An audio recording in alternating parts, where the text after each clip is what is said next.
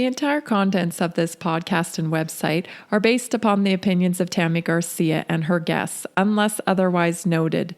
The information on this podcast is not intended to replace a one-on-one relationship with a qualified healthcare professional and is not intended as medical advice.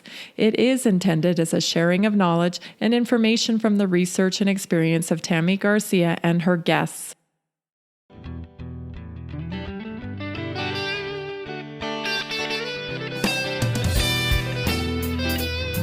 This is the Naturally Inspired Podcast, coming to you from our 1890 homestead in Johnstown, Colorado. I'm Tammy, and I want to thank you for joining us.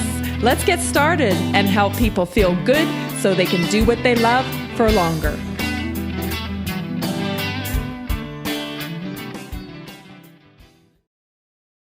Today on the Naturally Inspired Podcast, Dr. James Rouse is joining us. Dr. James is a father, husband, naturopathic doctor, international motivational speaker, and an award-winning author. He is also a TV personality, an Ironman athlete, a successful serial entrepreneur, and the host of his own podcast called The Change Agent. Dr. James is an incredible inspiration. He leads by example and from the heart. He truly walks his talk, and his commitment to serving others on their journey to living a purpose-filled life of love is unsurpassed. I'm absolutely honored to have Dr. James Rouse on the Naturally Inspired Podcast today. I feel like you've been all over the world since I last saw you. You know what? I may have, and I'm getting ready to, I'm speaking up in Canada week after next, and I make a trip to Australia. And where in Canada are you going? You know, that's where I'm from. I know that. I'm going to be speaking in Toronto. I'm actually doing I'm doing a presentation with Deepak Chopra. Congratulations. Yeah. I mean, like, thank you, God. That's going to be amazing. Where is it? It's going to be in Toronto. And do you know the venue? Yes, the Ritz-Carlton. Oh, it's at the Ritz. Okay. Wow. Yeah. That's going to be amazing. Yeah. How are you doing? How's Jason? How's your world? It's great. It's great. We're just, living on the farm, taking care of animals, doing business and enjoying life. It's great. What a blessing, right? Yeah. Every day. Grateful. Every day. Yeah. I'm super excited to do this. Whatever. I have no idea what we're going to do, but I'm just excited. And I know I have a few things that I want to cover for sure. So I've got some bullet points, but I just love to listen to you talk, and you're so great at it because you come right from the heart. And so I just feel like we'll let that guide us, and our audience will hear what they need to hear today. Beautiful. That sounds I love it. There's no job description. Just be yourself. That's right. That's right. So I want to start with you sharing your story. I've had the pleasure of hearing your story, but I know how it impacted me. And so I want to share that with my audience. So can you tell us a little bit, about yourself? Where were you born? And where do you live? And all of that kind of stuff. Where'd you come from, Dr. James? where did you come from? My goodness. Well, I grew up in a very small town in Vermont, and I think Vermonters are very funny about where, everyone has like their home state and they're very proud of it. Vermonters have a little extra level of zeal about their home state. We are very proud of being Vermonters, and to this day, I still call myself a Vermonter, even though I moved away. Gosh, it's been like almost 35 years. Wow. But I grew up in a unique world, and maybe not unique to many of your community members, Tammy, but my world was, it had its bright spots, but there was a lot of dark spaces too. Mm-hmm. My family has generations of challenges with addiction. So I grew up in the middle of people processing and working through, or in more cases than not working through their addiction. So right. I grew up with booze all around me, and a lot of anger, and a lot of worthiness. I've come to realize now that I've been practicing on the clinical side now for well over 2 decades, that a lot of things that we suffer from when it comes to addiction, sure, there's a chemical piece and there's genetic pieces that can be involved. Mm-hmm. but the thing that I think my family suffered from was the worthiness, the worthiness to really take a look, to really see whether or not they wanted to look, and really see whether or not they were willing to love themselves in ways that potentially could free them from their addiction. Right. So I grew. Go Sorry, ahead. don't you feel like when you grew up, it was a little bit different play on addiction as far as how is played out in society? Today, we understand that it's a disease, that there's programs. It's much more out in the open. But when I was a kid, it was much, it was pushed down, really concealed more. I feel like. Yeah, it was interesting. It was pushed down to one level and really made okay on another level. Right. Right? Like it was normal. It was normal to be wasted a lot. Yes. It was normal in my family to maybe or maybe not show up for Christmas. It was normal for my family to make excuses for why someone didn't show up, or why someone behaved a certain way, or why someone embarrassed you at a level that even at age 56, I still carry the embarrassment. Yes. I think that's the difference, right? So grateful that we are now recognizing in medicine and more of the healing circles that there's so much we can do if we're willing to do the work. Right. There's so many wonderful ways that people can be helped and people can engage in healing communities. So my story is like many people. I grew up in a place that wasn't healthy, and it's always funny, right, Tammy? I mean, particularly in your community and in your in what you do every day, you and Jason, you associate the business that you do and the self-care that you do and the love that you spread as part of a whole world of well-being. And I share that with you, and I really, that's my whole life these days. And sometimes people assume, they go, oh, you must have grew up in this really healthy family. And you're like, what was it like being raised on granola and kale? I'm like, gosh, I don't know. Tell me, what was it like? Because I was raised a lot of work here. So I discovered this later in life, and I love, and I proudly say, and I gratefully say with humility, the lifestyle that I lead today saved my life. Yeah. Saved my life. There is no way I would be here today speaking with you, sitting up here in a treehouse, which I'm actually coming to you from, a treehouse at 8,000 feet in the beautiful Colorado Rockies, with my amazing life with my wife of 28 years, just 100 feet down the hill, my two daughters, my life with God. I mean, there's no way this would have happened without somehow, in the middle of all that, a little glimmer of possibility came in, and I pursued it like my life depended on, because I realized, Tammy, my life did depend on it. Yeah. Can you talk about that glimmer? I love that story. You were, just kind of blue collar, working hard, greasy and dirty at a gas station. Yes, I was. I even had, I think anyone who's an older person, like when you're maybe 45 or older, if you went to a gas station when you were a kid, anyone who worked at the gas station, they had a little name tag, a little sort of oval name, and it had their name. My name was Jim. So I had Jim on my shirt, but I was a truck driver. I worked at a truck stop, and I was sort of playing the role of somebody who wasn't living up to what it is that I knew was inside of me. Right. And I'm not at all diminishing being a truck driver. It's a very noble path. Yeah. And I owned it, but it wasn't the path I was meant to be on. Right. But because I struggled with dyslexia in school and a lot of issues around self-esteem because of my family history, it was hard for me to really admit that, oh my gosh, I want to be a doctor. I'd love to pursue medicine. It was like, who are you kidding? Like, number one, that's not happening, Jimmy, at that time. That's not happening. Right. So, but I did. I prayed in my own way, and I prayed in a way that I think that glimmer kept on coming through in unusual ways. Like, I was drawn to people like Jack LaLanne when I was a little boy. I loved to watch Jack LaLanne on television. I love Jack LaLanne. Oh my gosh! I mean, let me show you something. Look, I have an original copy of one of Jack's first books. Oh my God.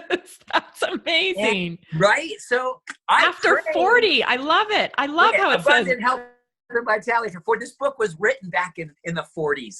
And so this is like, he's part of he was a guardian angel for me when he came on television.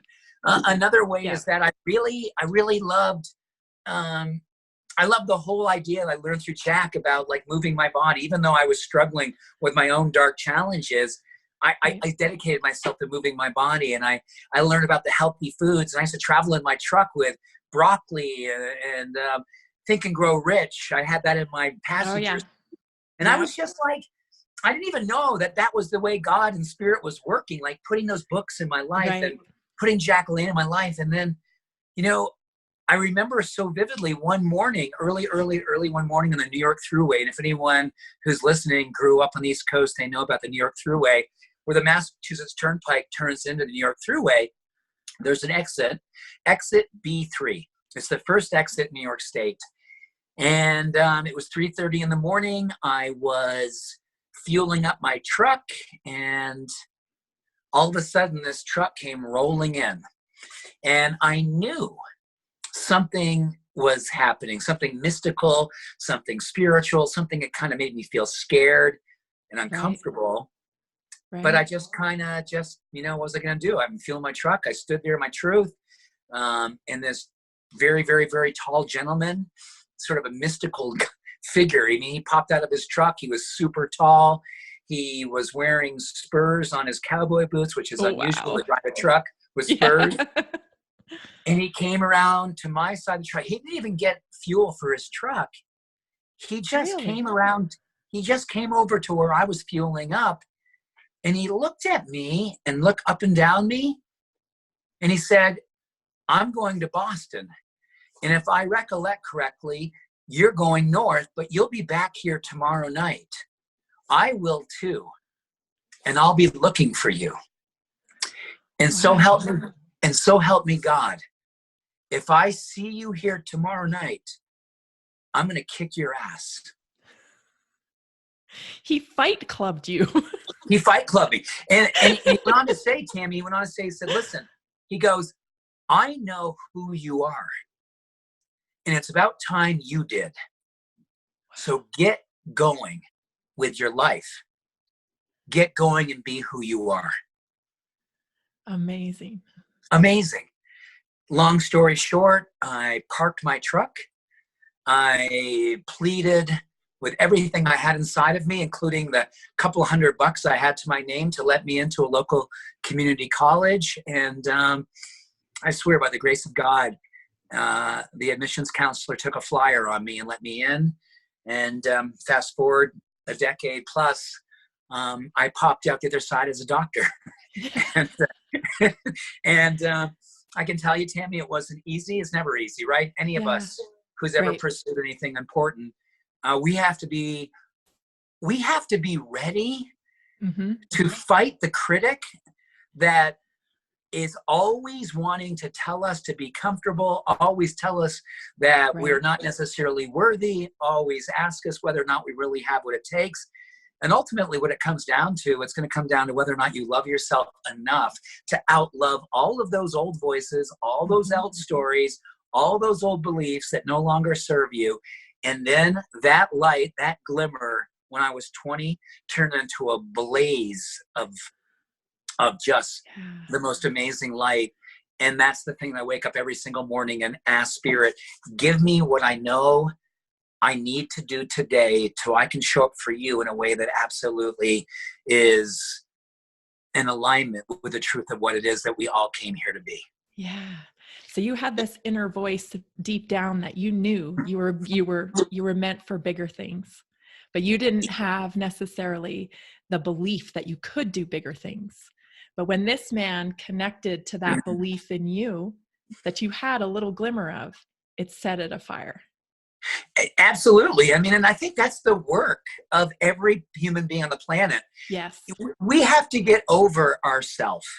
Yeah. Right. With the self that we think it's all about us. Right. And because every single human being I've ever met, and I've worked with billionaires, I've worked with inmates in prison for a life. I've Right. worked with everybody. Everybody has a voice that's working on something. And the goal of every human being, in my humble opinion, is to make sure you see yourself as a pollinator of every human being that you come in contact with, to put something inside of them that says, you know what? I see your truth. I believe in who you are. And I have something that I see that probably is potentially bigger than what you see. Yeah. And if you can spend your lifetime dedicating yourself to being that kind of human being for the rest of the world, you will never, ever have a day where you don't feel like you did exactly what you came here to be. I couldn't agree with you more. And I love your analogy about pollinating people, because I feel like, why would some of us get gifted a talent or a special, thing, and then spirit not gift someone else the exact same gift of having some kind of calling? That's Why the question. it's not a given, you would never do that to your own children. No. No, you would So never give one child more than the other. So why would spirit ever do that? spirit, listen, the fun thing about spirit, spirit always knows the truth of us. Right. We spend our lifetime questioning the truth, or we can spend no more time at all and live the truth. It's such a beautiful place to kind of consider. Am I going to worry about whether or not that truth really is inside of me? Or is that truth part of what I'm about? Or was that truth given everyone else except for me? Or can we just get out of our own way and allow the truth to come through us? Right. Because we can postpone all the joy that sits inside of us already. Or we can allow it to come through us, in us, and as us right here and right now, and get about the great work of expressing it. The great work of expressing it. Yeah. And that's where I think, broccoli comes in, and high intensity interval training, Right. and supplements and nutrition, all in hugging and making eye contact. Those are all the beautiful props that allow our truth to come through. Right. Synergistically. Totally. It becomes an orchestra. I mean, we're sitting here playing the acoustic guitar when we could have an entire band with us.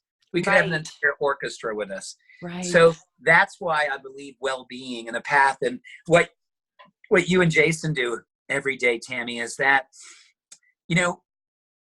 we're in a unique time in this world. We have made it a fine art to isolate ourselves, to judge others, to create distance between us and people who don't have the same bumper sticker that we have on our car, don't go to the same church, don't vote the same way, don't look the same way.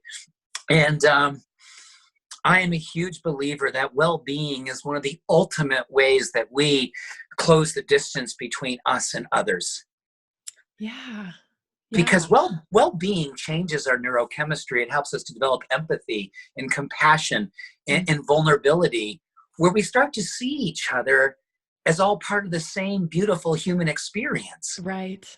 And then we feel more comfortable leaning into this experience, where I think this idea of pollination becomes the natural outflow of what we're all here to do in the first place. Right. Instead of thinking we need to be connected politically or connected through some type of religion that has a label or whatever, we can actually just be connected by kindness.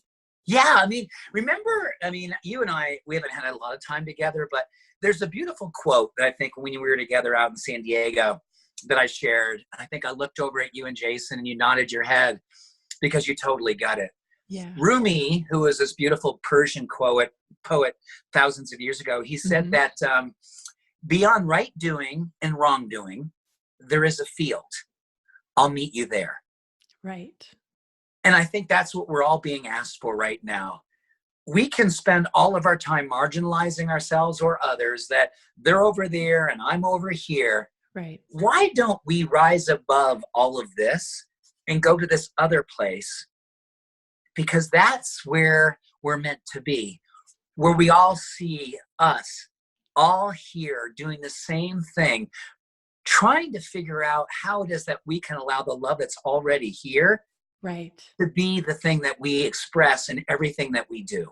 Right. And I know some people are going to say, that is such a ridiculously optimistic, delusionally optimistic And You're listen, you know delusional, what? though. We already know that. I am totally delusional. But here's what I know. I know it. I mean, I'm a huge believer of neurochemistry. I'm a huge believer in Yes. physiology. Yep. If you look at neurochemistry and physiology, there is a divine orchestration going on inside of all of us. Absolutely. We tend to get in the way of it. Right. We tend to inhibit the flow. Right. So am I saying that we have to accept everybody else and what they do? No. Love isn't about accepting or condoning. Love is love is love. Period. Right.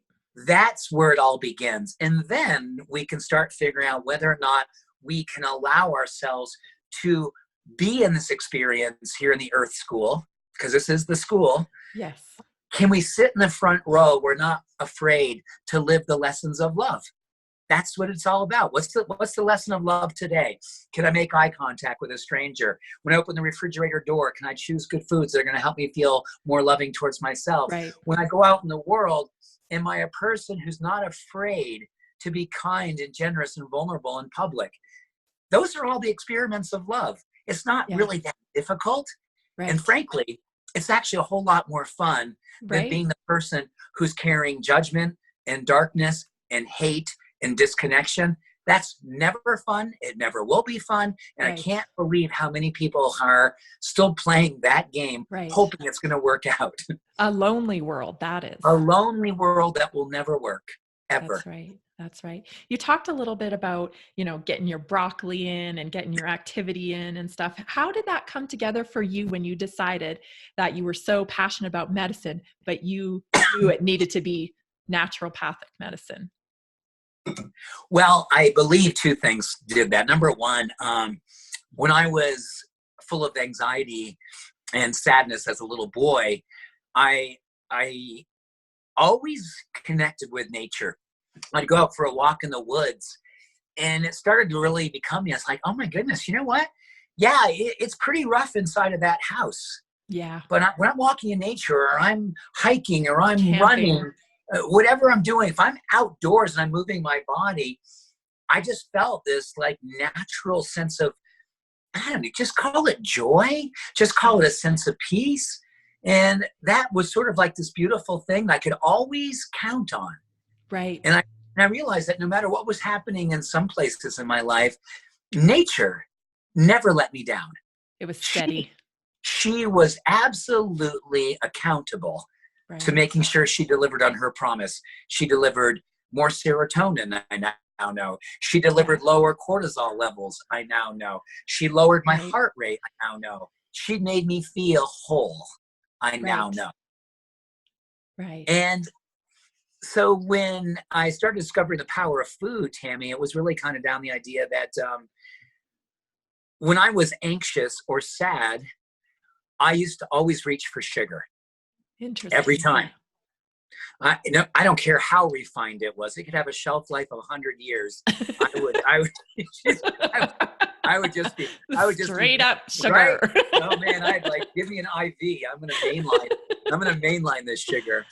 And I realized that, yeah, I was already sad, and now I'm super dark. Yeah. And so you're gonna have to figure out. So you may not be participating in the alcohol and other things that your family's about, but boy, oh boy, you just switched for another addiction. It's called sugar. And that's very common. It's so common. So I had to unpack years and years of sugar and realize that there was a connection the same way to experiences my environment and getting outdoors, getting away from sugar and starting to put more whole foods in my life. I started to really see this natural shift in my emotional experience and my self-acceptance. And the interesting thing, when I started putting more good food in my body, I started feeling a sense of self-compassion I never even knew was there, which was sort of like, you know what?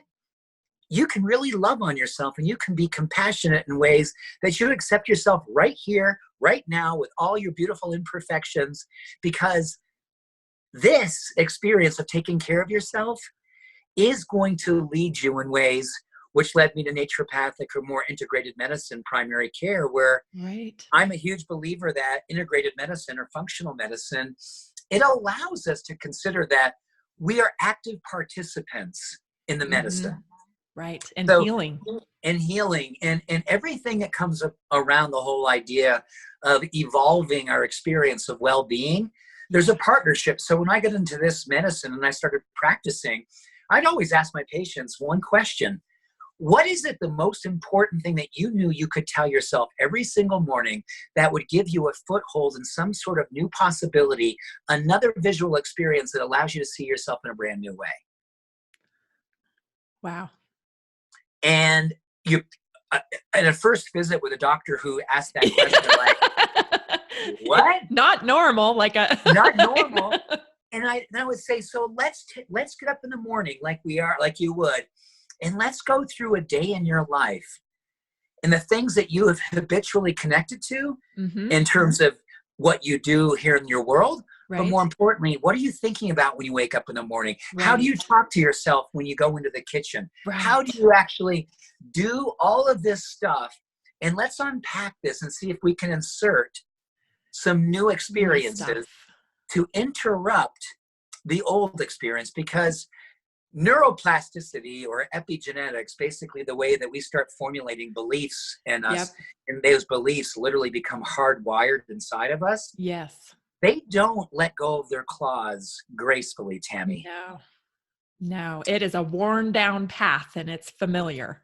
It's so deep and comfortable. Even if we know it's killing us, yes, we may choose to stay there. Right. Even if we know it's destroying our quality of life, our health, our well-being, our relationships. Neurochemically, we get so hardwired for that level of comfort. Yes. That to will ourselves, to extract ourselves, to emancipate ourselves, takes an uncanny, an uncommon level of self-acceptance. Yes. We get so comfortable in that pathway. Even though it's hurting us, we just cannot rip ourselves away because we're getting some kind of payoff from that pathway. Whether it is not necessarily good, we're getting a payoff that is filling a need. We as human beings love predictability. Right. And we know what's coming. Even though we know that 99.9% of the time watching the news is going to leave us depressed. Yeah. So especially today. Yeah. We can't take our face away from it. Right. We even know this phone, as much as I love talking to you on this phone right now, I know this phone gets in the way of me connecting with my daughters and my wife. Yes. And I have to learn how to undo that. Yeah. And I undo it by putting it right. Yeah. So the beautiful thing, and this is something I believe that you and I will really, really find that'll help all of your community. We need to treat these experiences of witnessing ourselves doing things that may not be of our highest good, things that we believe are not necessarily a reflection of what we'd love. If we're willing to witness ourselves in them, yes, and be compassionate in that witnessing, that is the beginning of the healing process. When we judge ourselves for being in those dark places, we only deepen that canyon of the neuroplasticity of not enoughness. Right. So if we can bring in compassion and we can just hold ourselves and say, you know what? This isn't the best thing I could do right now, but I'm going to love myself right here and right now. And just maybe me being a witness with love and compassion will open up another question for me next time I'm in a similar situation. And just maybe I'm open to making a different choice, making a better decision. Because self-compassion, in my humble opinion, and all the things I've witnessed with thousands of patients and the work that I've done, self-compassion is the superpower to not enoughness. It's the kryptonite that literally destroys chronic unworthiness. Right. I love to talk about emotional intelligence in this capacity because we tend to roll with our emotions. And that takes us down that beat up mode of, oh, I can't do this and I'm terrible at that. What I love to do is try to push those emotions aside and take data, take real hard data. why am I doing this? Have I had a lot of great examples in my life? Have I been told this information about changing this habit? Have I ran into the right mentor? Take the data, because that will help you realize how you got to that point, and may just, make yourself available to accept self-compassion. If you can just take your emotion aside for just a moment. And I know you love to talk about emotional intelligence. So this would be a great spot to talk about that. What a perfect lead-in. No, Tammy, you just described it perfectly. It's our ability to sort of step away and look at ourselves with fresh eyes, right? Yeah. When we're in our stuff, we can't see anything but our stuff. Right. And we're reinforcing all this stuff that we're not enough, and we're failing, and we suck at life. Right. And then and emotional intelligence, and ultimately the best study I've seen, or the best research that I've read on emotional intelligence, whether it's prayer, meditation, mindfulness, it's frankly the only way that we bring that extra nanosecond into a moment, where that moment is the thing that will take us into a place where we're not emotionally intelligent, where we're going, where we just reacting. We react, Yeah. we judge, we create separation, we diminish. Or if we are good at just taking a few moments in the morning and setting an intention, connecting with our heart, prayer, mindfulness, meditation, even as little as 4 minutes a day, has been shown to help resculpt our gray matter, in particular parts within the gray matter that are going to allow ourselves to catch a moment, to step back and go, this isn't working for you. Right. I wonder if we could do this differently. Right. Or at the very least, pay attention. And next time this comes up, here would be a better response. That's emotional intelligence. It's simply self-awareness. Right. And it's self-awareness without the sharp edge. Right. Right? Right. Because people go, oh, that just sounds like self-critiquing. That sounds like self-criticism. No. Emotional intelligence is lovingly watching and choosing to do something better, either now or next time in a similar situation. And what emotional intelligence also does, how we see other human beings. Yes. And our ability more compassionate. Right? And our ability to see them without all of our stuff and all of our filters and all of our story thrown on them, because we think we know. Right. It allows us to see and witness with a little objectivity and kindness and openness, which I think that's one of the greatest skills today, Tammy. If we as a world community can just take a few minutes every single morning and allow ourselves to see ourselves and others with just a momentary glimpse of something other than quickly there to judge, quickly there to diminish, quickly there, we would see the most beautiful thing unfold before our very eyes, because I do believe we are wired for greatness and goodness and joy and love and abundance. And the only way it's going to happen is if we start reframing.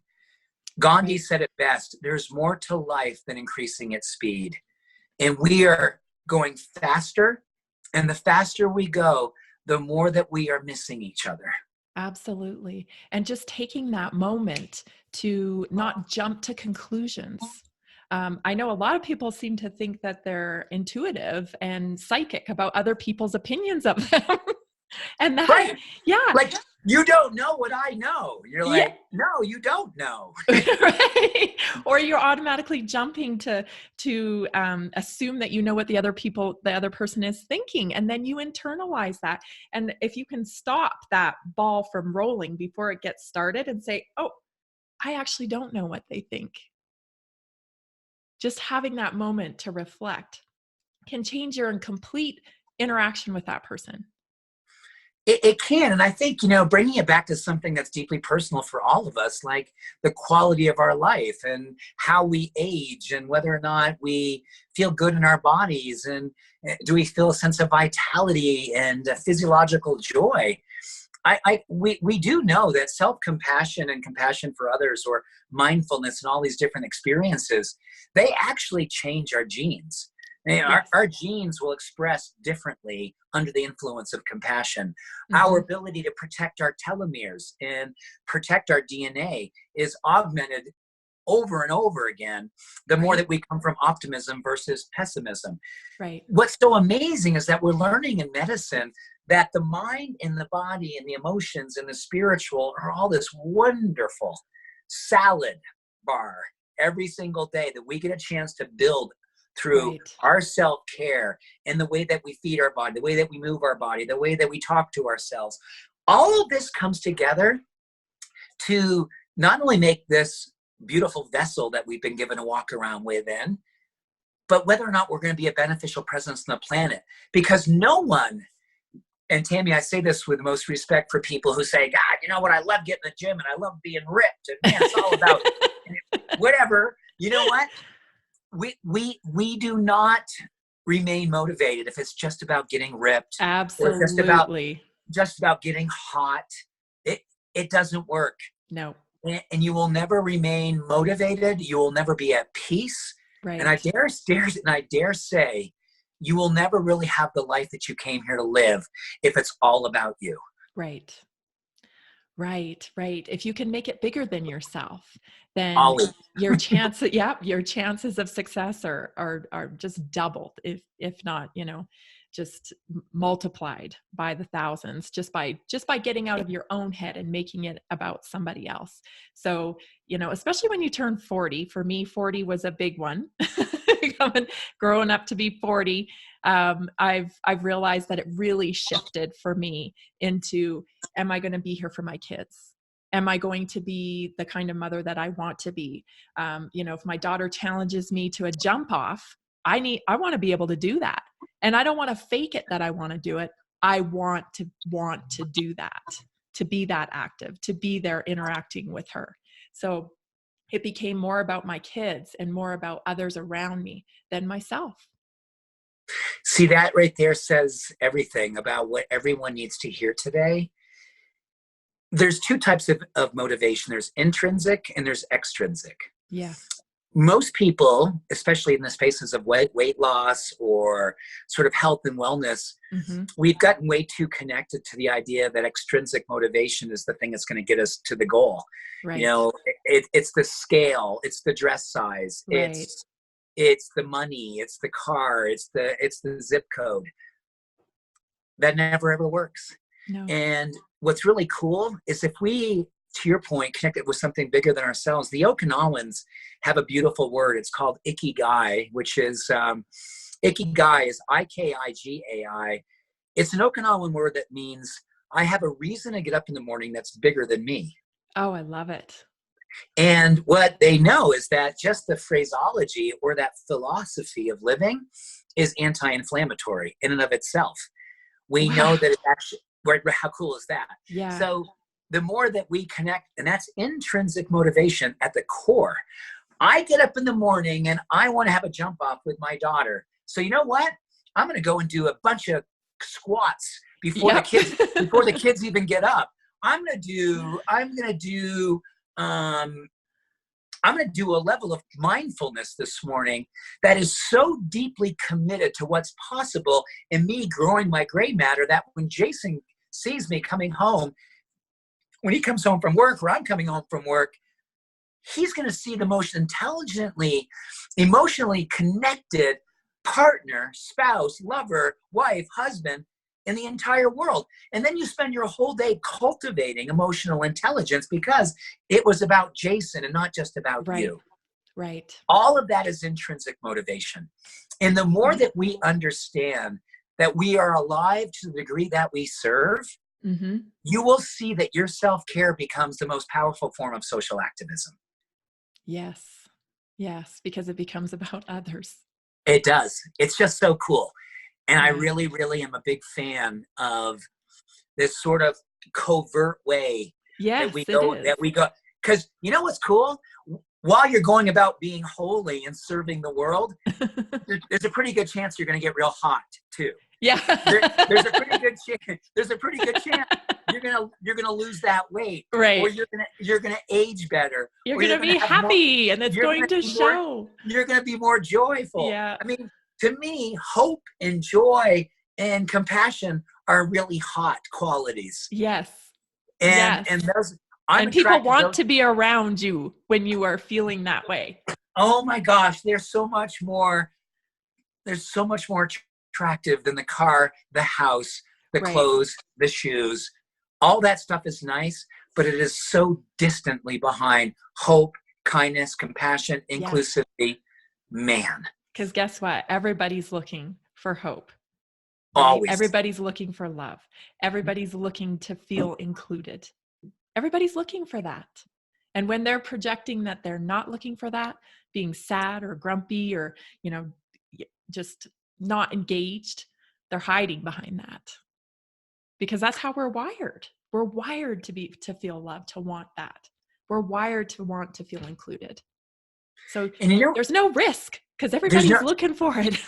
You know what's so great about what you just said, Tammy? It's sort of like a perfect definition of this science of something called moral contagion, which is basically how it is that mirror neurons in our brain, we're constantly scanning the world for finding our tribe.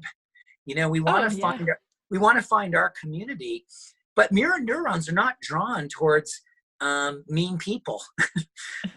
Mirror neurons are not drawn towards people who carry a ton of judgment and negativity. Right. We're drawn towards light keepers.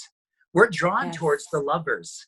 Yes. And so we will tend to find, and then we'll tend to raise this tribe of people who are really at a very deep neurochemical level. The next evolution is this spiritual connection, which is moral contagion, where we rise up together and be the most beautiful versions of ourselves together, not alone, together. Right. We're more powerful together. Always. Yeah. Yeah. I want to talk a little bit about your book and your Think, Eat, Move, and Thrive, which I love, by the way. Thank you. You talk a little bit about replacing habits. So I just want to give our audience a little bit of like tangible stuff to walk away with today. I know we talked about it just a few minutes ago where we can kind of, phase the old habits out and replace them with new ones. What are some ones that you would, you start off with when you mentor someone in this capacity of getting healthy? Gosh, it's such a good question. So I want to make it really simple for me because this is something that I think about every single day. And the Harvard School of Public Health has done a lot of research on habits. And, some say it's 21 days, some say it's 66 days. And I don't even think we have to even wonder how many days it is. But what we do know is there's something called the linchpin habit is probably the most powerful thing we can do. Okay. And what we know is that upon rising, there's roughly somewhere between 30 and 60 minutes, maybe upwards of 2 hours. But first thing in the morning, if we do one thing, a habit that is positive, that is vitality giving, that makes us feel awakened, makes us feel possible. So it could be moving your body, it could be prayer, it could be meditation, it could be making a nice, good breakfast, it could be just making your bed. But what we know is one habit that you are completely present for. That's the key. Right. What we tend to do is like, we're these human doings. We're running around doing 100 things. Mindlessly. And we don't make a connection that, oh my goodness, good for me. Wow, just rock that. Wow, totally crushed that. We're not even there for any of this because we're on to the next thing. Right. So if you're going to do anything with habits, you should just say, okay, tomorrow morning, within an hour of waking, I'm going to do this. Pick your this. And when you get up that morning, when it's time to do that thing, do nothing but that thing. Right. And what you're going to see is the linchpin habit, meaning a linchpin. You pull that linchpin and a whole series of other habits will fall in behind it that want to mimic the positivity and the power of that one habit. Interesting. Interesting. It's like opening the So, floodgates right, there. you totally open the floodgates. And, we're like, especially coming up in a couple of months in January, like, all right, I'm going to the gym. I'm Right. going to eat more kale. Yeah. I'm going to hug my kids, even when I don't want to hug my kids. I'm never getting mad again. I am going to be kumbaya on steroids. Yeah. I'm rocking it. And then you're like, it's January 10th. And you're going, oh, I want to strangle someone. I just do one thing, be completely there for it. Right. And when you finish that one thing, you give yourself permission to love on yourself for doing that one thing with total presence. And just watch how your brain will then start to seek inserting of other good habits to replace habits that weren't serving you. Yeah. Don't do 100 things, do the one thing. Right. That's so good. I have a story about being mindful of when it comes to cooking. I've been cooking now. My son's 16. So I've been cooking, family meals for a long time. Yes, you have. And I started to feel like a little bit of drudgery as I was getting busier with my life and my business and whatnot about cooking meals. And then I really stopped to think about it. And it's such a loving thing to prepare a meal for someone. It really is. And so I'm much more mindful now when I'm thinking about what I'm going to make. I'm thinking about keeping them healthy. I'm thinking about how these vegetables are nourishing them, how they need more greens, how they need this much protein, because they're going to be, this active this week. And just that exercise alone when preparing food has changed my outlook on making meals. See, that is such a perfect illustration of, if there's one thing I would love your community to walk away with, is that the number one driver today for sadness is lack of presence. Yeah. We have been lured away from one another. Mm-hmm. We've been lured away by our phones, by media, by social media platforms. We've been lured away from our heart because our mind is trying to process all this information. You making a meal with intention, with love, is the ultimate antidote to not being aware or not being present, not having emotional intelligence, all these things. We know that the average person today, anywhere in the world, is only present about 48% of their life. Wow. Less than half. So 52% of our life, we're in future fear or we're in past regret, but we're not here. Mm-hmm. If all we did was give ourselves permission to pick 1, 2, 3 things in the course of our entire day and say, I'm only doing this. I'm going to be here present, nothing else. You're going to see your mind create a level of peace and possibility that is literally otherworldly today. Yeah. You're going to build a sense of confidence and a sense of true holiness. Mm-hmm. And I don't mean that religiously. I mean that spiritually. Yeah. Holiness, whole. Yeah. You become a vessel. Fulfilled. Yeah. You just feel this sense of goodness inside because you're nowhere other than right where you need to be. Right. You're there as the mom. You're there as the husband. You're there as the brother, the sister, the best friend, the lover. When you are right here and right now, your physiology will do magical things, but your soul will do transformative things. Yeah. Yeah. It really connects. You really open up to connect to what you're doing or connect to the person that you're with. It's when you just kind of quiet all of that other stuff that's going on in your mind to really be present. I would like to compare that to the fact, like, I've lost my mom. She's already, passed away, and what I wouldn't give to cook her a meal. That's a comparison. And, so if I can think, I would give anything to be able to cook her a meal and, prepare it all from scratch, I wouldn't think twice about doing it because it would be such an honor and such a wonderful thing to have that opportunity again. Now I can bring that feeling into preparing this in this moment now that I have the opportunity to do this right now instead of longing for the opportunity. It's a state change. You're so cool. I mean, I love that story. I mean, that's love. That's life. And we get so caught up in making well-being a technology. Yeah. It's not. Take your Fitbit off, drop your Apple Watch, and just live well. Be present, connect with the things that bring you joy. You'll burn more calories as a side effect, I promise you. Your genes will express a level of vitality that no Apple Watch can ever tell you have. Absolutely. But ultimately, you will radiate. And that goes back to the beginning of our talk today. Yes. I believe our primary role is to pollinate. Yes. So maybe the visual that we can give your community is really simple. When you see another human being, whether it's someone that you have close to, that you're comfortable with, or even a stranger, imagine them as a flower that's not quite fully opened up. Mm-hmm. And ask yourself what love would do to potentially help that being in front of you to blossom. I love that. And the response you will get when you seek to do that. Oh my goodness. Right? Right. Yeah. It really isn't that difficult, is it? No. Mm-mm. And we all have that something.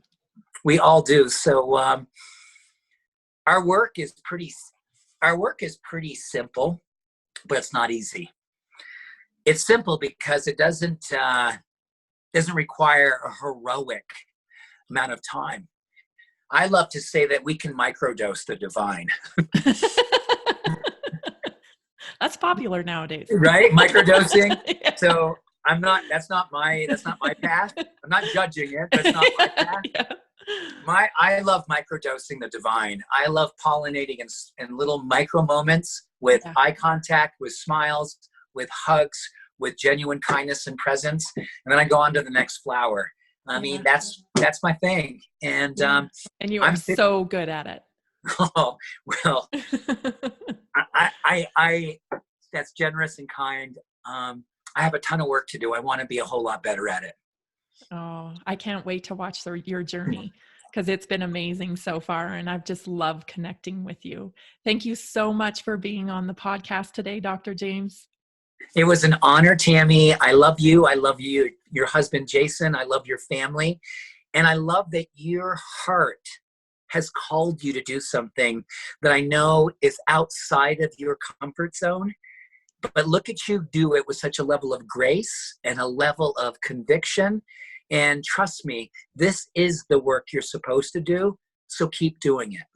Oh, thank you, Dr. James. And thank you so much for being on the Naturally Inspired podcast today. It was an honor. Thank you, Tammy. Much love. Every blessing. If the Naturally Inspired movement makes sense to you, let's do this together and transform the medical model and help people take charge of their health. Learn more about how you can join the Naturally Inspired movement by going to naturallyinspiredadvocate.com or call me at 970-475-4862.